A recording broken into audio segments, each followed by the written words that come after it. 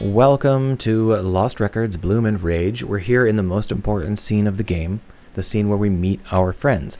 We've already discussed how to generate the momentum to make us go over there and meet them, but I want to talk about the actual setup. This is a really complicated little nugget of writing. The first thing that's worth discussing is the fact that these two characters are not equal. On the left we have Nora, and on the right we have Autumn. And they're supposed to be equal. The scooper's closing in a few. These two are our two best friends, or they will be. They're not yet. But they're supposed to be roughly equal in terms of how important they are to us.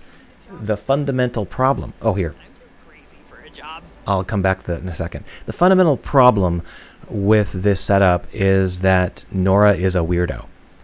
And if you play Life is Strange games, you are going to automatically gravitate towards the weirdo. That's kind of the beating heart of these games. You're here to make friends with the weirdo. And therefore, Nora will just naturally have a greater gravity to her than Autumn. We're going to naturally try and be more attached to Nora.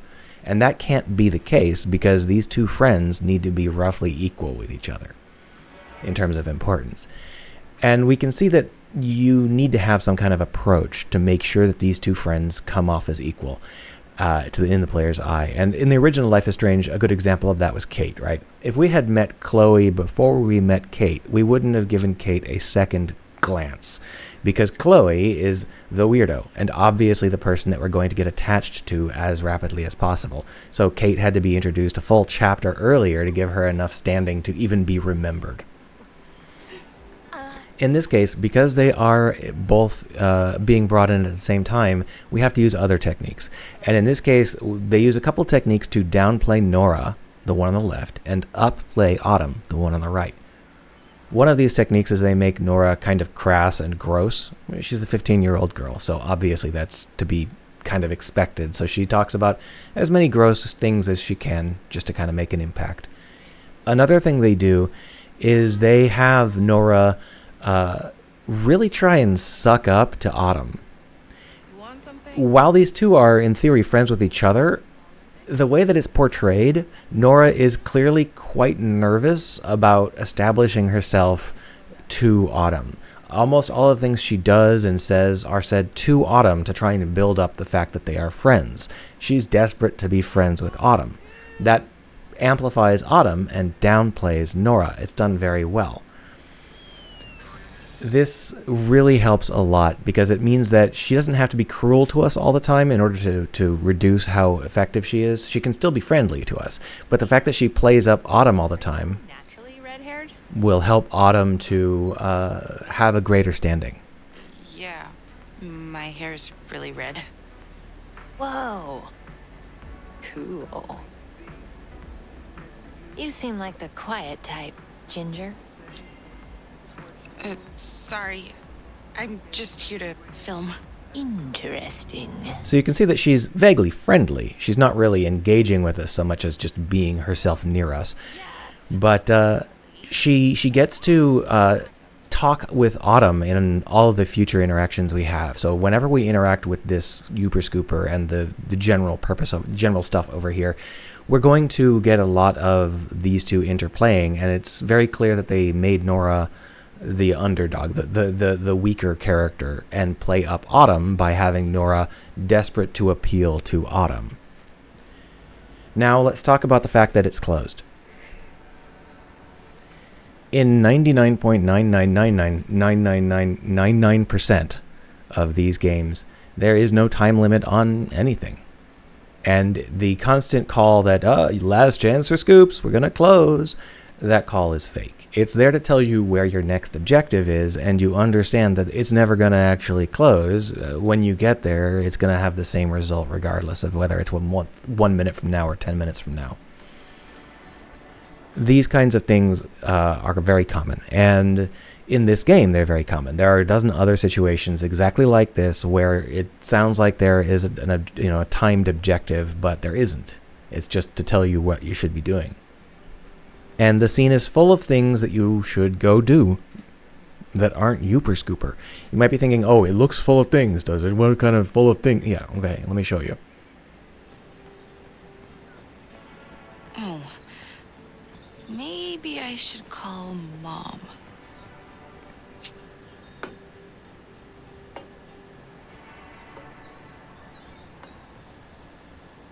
Hopefully that guy who works here isn't around. Are we supposed to go straight to the Yooper Scooper? What do you think? There are literally dozens of things to film up here to fill out our needs. We can even film birds and scare birds. Look at here. There's even this special case dialogue that you only get if you come up here. Let's see. I could do a funny impression. Well, it's a mighty fine day for a scoop. Just watch your step. I spent 20 minutes the first time I was in this scene running around filming things.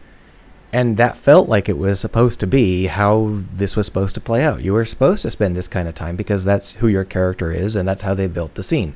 Clearly, you are the sort of person that runs around filming everything, and they wouldn't do something as weird as punish you for that, would they?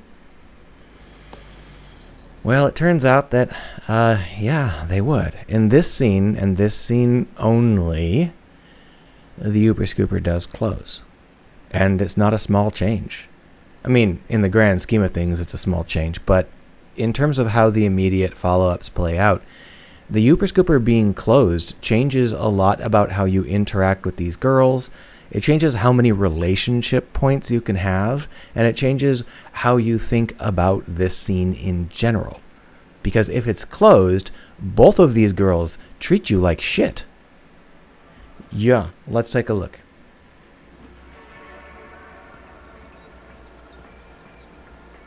Hey, need something? Excuse me? Are you still open? Hey, sorry, just closed. Yeah, you snooze, you lose. I'm such a space cadet. I knew I should have come sooner. There's always tomorrow. Yeah, true.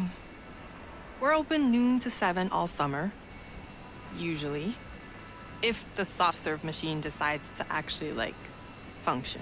Oh. Cool. Bye then. Sorry to bug you. No problem. Dude, I'm melting. Thank God the multiplex keeps their AC on blast. We'll come back to the rest of that later. So you might be thinking, she didn't teach us. She didn't treat us like shit. She just kind of said she was closed. Yeah, but she literally just closed. So it's not that hard for her to go and make a slushie. She hasn't even turned off the machine yet. So the fact that they just shut down this girl really changes how you think about your relationship with these two girls, because they're both not at all bending. They're not at all interested in being nice to you or talking with you. They're just blowing you off, right? They're vaguely polite, but that's it. Now let's take a look at how that plays out if we actually get there before the Yooper Scooper closes.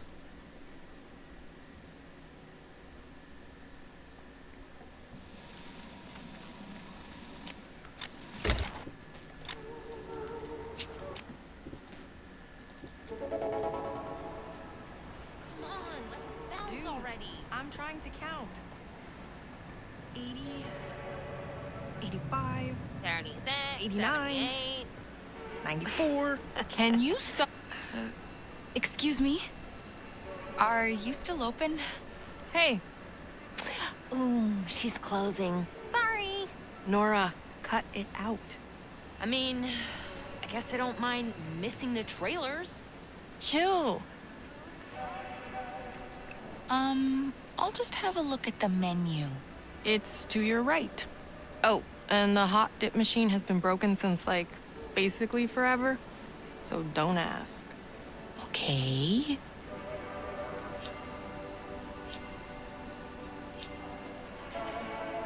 Oh, just get the bear one already. Nora! Let her pick for herself. What? It's good. Rainbow Snow's better. Trust me. Watch for hearts. I'll take a rainbow snow. I like it. It's sour. You've got good taste. Thanks.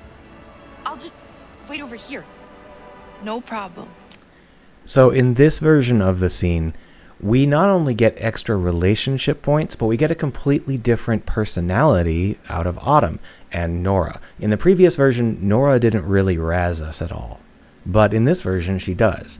So this version, which appears to be the canonical version because it's written correctly, Nora is more annoying, and Autumn is the person who is actually being helpful and fun and interesting. So we build up Autumn, and we take away some of Nora's inherent power as the weird character that everybody will naturally gravitate to.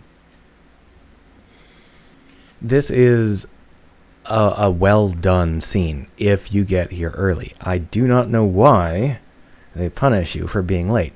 Also, although we got one relationship point with one of these two girls, whichever one we prefer, it's actually more than that, because there are follow-up scenes specifically mentioning, follow-up conversations specifically mentioning how you ordered ice cream, and you get points for those as well. So you're missing out on 2 or more relationship points if you do not get here early. You get no relationship points if you get here late.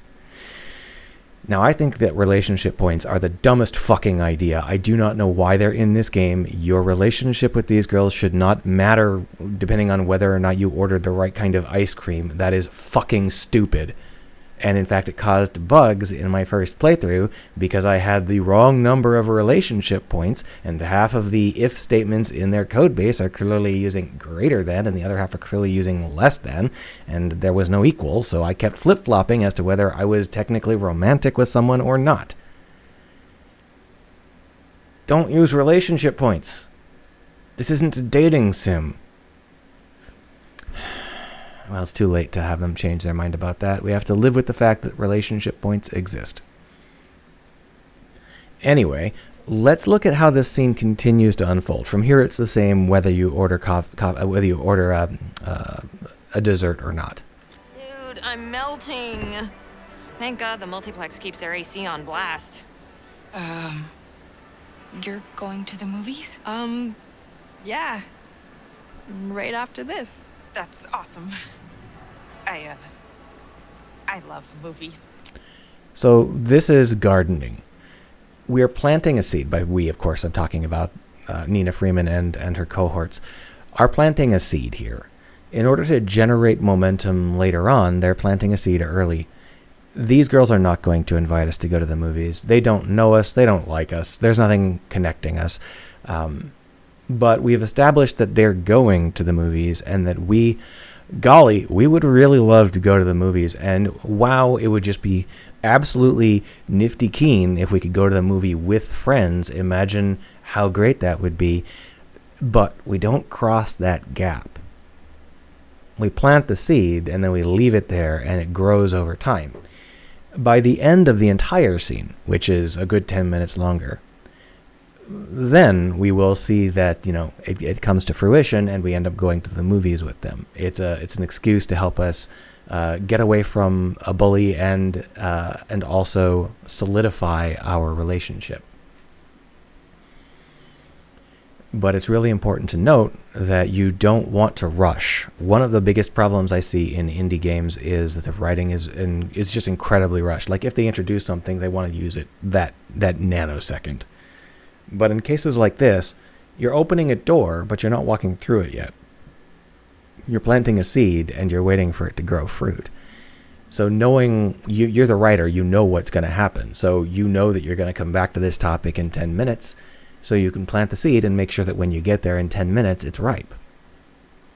That's exactly what they did here. Cool. Not much to do around here anyways. Right? Yeah. It's a nice theater. Let me get that slushie started for you. Just a sec. Now, did you see her shirt there? The Void shirt? You may have noticed that it glitched out. That's an ongoing thing, and here's the interesting detail. I'm almost positive that her glitchy Void shirt is on purpose, because the Void is something that we see a lot of in this game, and it's usually full of glitches, right? But the game is so glitchy that I actually don't know for sure whether or not the void shirt glitching out is intentional. I literally can't tell. That's how bad the production is on this game. But either way, it's a fun little thing. So from here, we're going to go back into the future and do some other stuff, and I don't particularly need to talk about that. It's just a diversion. We are going to go back in and talk about the part where we meet Kat, though. That'll be next episode.